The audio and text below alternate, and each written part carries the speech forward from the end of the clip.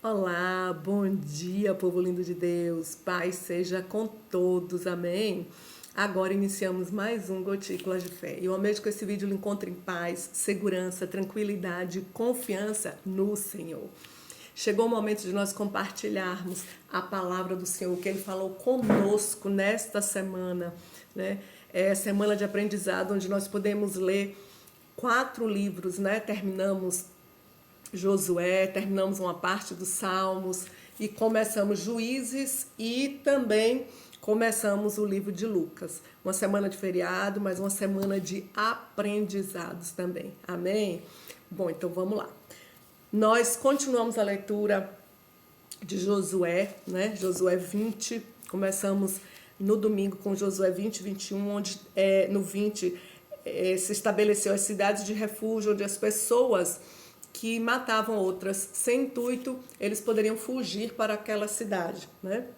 Na 21, mostra as cidades da tribo de Levi, as cidades que eles herdaram, né? E o que me chamou a atenção nesse capítulo 21, no último versículo 45, que diz assim: palavra alguma falhou de todas as boas palavras que o Senhor falara à casa de Israel. Tudo se cumpriu. Irmãos, tudo aquilo, todas as palavras, tudo aquilo que o Senhor falou para aquele povo naquela época foi cumprida, foram cumpridas todas as promessas. E assim é na minha vida e na tua vida. Tudo que Deus fala, não as coisas que a gente coloca no nosso coração e acha que vai acontecer, mas as coisas que Deus coloca em nosso coração. Todas as coisas que Deus promete a mim e a você, Ele cumpre. Porque a palavra dele mesmo diz, Ele não é filho do homem para que minta. Desculpa, Ele não é homem para que minta, nem filho do homem para que se arrependa. Tudo irá se cumprir. Basta que a gente confie e espere. Ou espere e confie.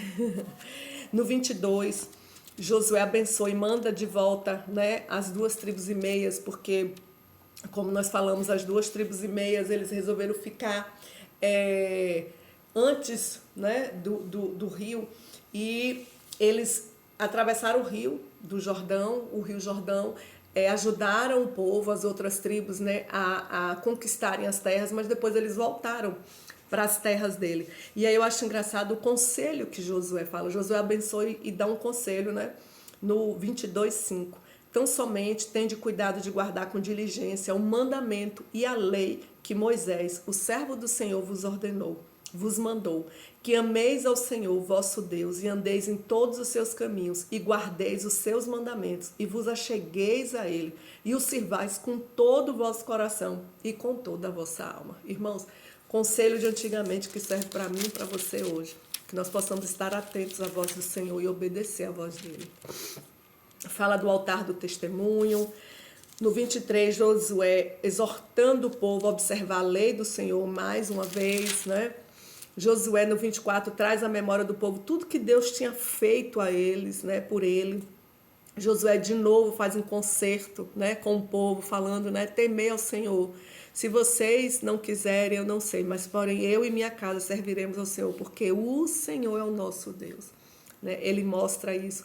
E ele coloca uma pedra, ele escreve as palavras no livro da lei de Deus, toma uma grande pedra e coloca lá debaixo do carvalho que estava junto ao santuário do Senhor, como um testemunho, né? E aí ele começa a despedir o povo, cada um para a sua herança, para a sua terra, e deixa aquela pedra ali como um testemunho.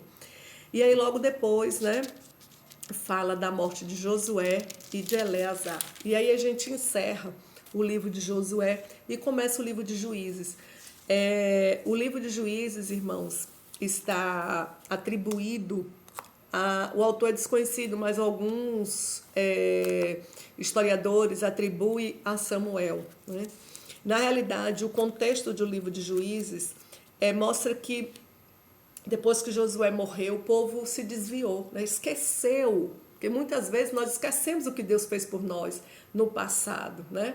E aí o povo esqueceu, e aí começa a se levantar juízes na terra. Os profetas morreram e aí começa a levantar juízes para poder ajudar aquele povo.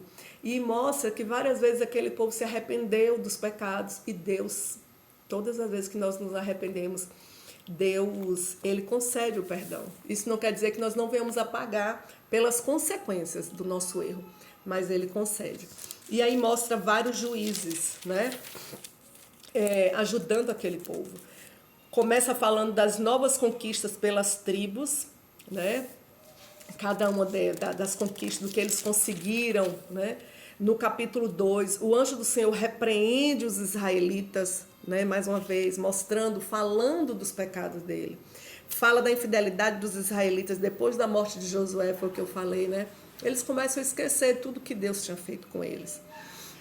Mostra também a servidão por conta disso, por eles esquecerem e voltarem a práticas antigas, idólatras, eles começam a ser servos, a ser escravos do rei da Síria, Arã e Cusã.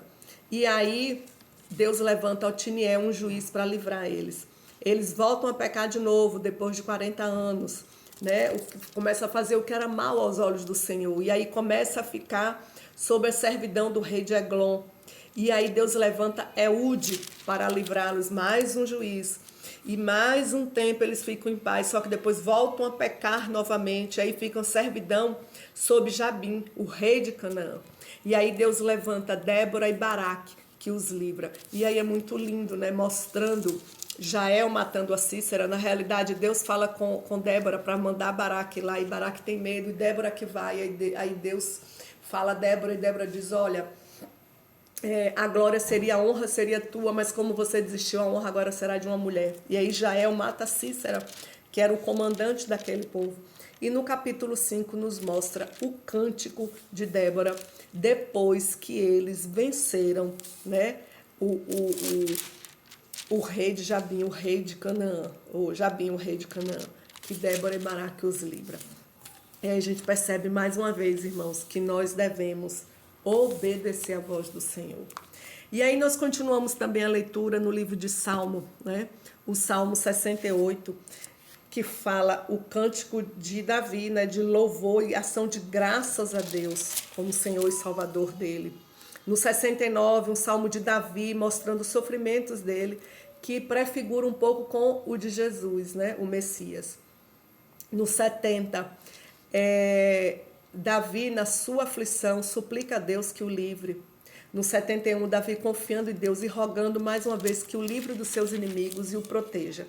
E o 72 que nós lemos é um salmo de Salomão, mostrando a excelência, a justiça, a glória do reino de Salomão, que também prefigura um pouco o que Jesus viveu aqui na terra. E aí nós encerramos mais uma parte do livro de Salmos e começamos a leitura no livro de Lucas, no Evangelho de Lucas, mostrando tudo, a trajetória, mais uma vez, de Jesus, né? Como é o Evangelho de Marcos, de Mateus, de João e de Lucas. Então, o livro de Lucas começa narrando, né, os fatos, anunciando o nascimento de João Batista, né, muito interessante, onde o anjo fala com Zacarias e ele teve medo, né? Ele teve medo, achou que não iria acontecer, que a esposa dele, Isabel, não iria poder engravidar, porque além de ser uma idosa, era estéril. Mas aí, quando o anjo vai visitar Maria e anuncia também, e Maria obedece, sabe? Mesmo diante daquela época, uma virgem, ela sendo a mãe de Jesus, sem nunca ter conhecido homem algum, ela aceitou prontamente e obedeceu. E ela diz, eis aqui a serva do Senhor, cumpra-se em mim segundo a tua palavra. Isso no capítulo 1, versículo 38. Mostrou que nós devemos verdadeiramente acreditar no que o Senhor fala, mesmo que seja impossível. E aí ela vai visitar Isabel, e aí quando ela está lá, quando Isabel ouve a saudação de Maria, João vibrou no seu ventre, e ele diz, bem-aventurada que creu, pois onde cumprisse as coisas que da parte do Senhor lhe foram ditas.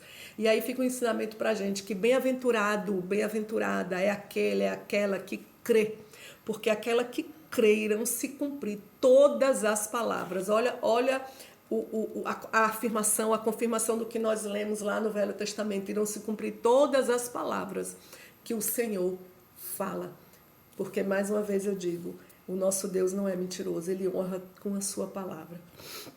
E aí mostra o cântico de Maria, fala do nascimento de João Batista, o cântico de Zacarias que voltou a falar depois que o filho nasceu, porque ele ficou mudo um tempo, porque ele não acreditou no anjo. E no Lucas 2 mostra o nascimento de Jesus, fala dos pastores de Belém, a circuncisão e a apresentação de Jesus, quando que a criança não é batizada, ela é apresentada no templo, né? E fala do menino Jesus no meio dos doutores, né? Já criança ainda e pregando ao povo, né? Que lindo. Nós agora vamos começar uma trajetória essa semana, né? Lendo aí um pouco do livro de Lucas, aprendendo ainda muito mais sobre a vida de Jesus. Eu irei deixar na legenda tudo que nós iremos ler essa semana. E eu peço a Deus que Deus continue, né? Que Deus continue nos dando sabedoria e que nós possamos estar com os ouvidos atentos a tudo que o Senhor falar aos nossos corações. Amém, irmãos? Eu quero orar por você rapidamente, então feche teus olhos, eleve seu pensamento ao trono da graça de Deus e vamos falar com o nosso Deus.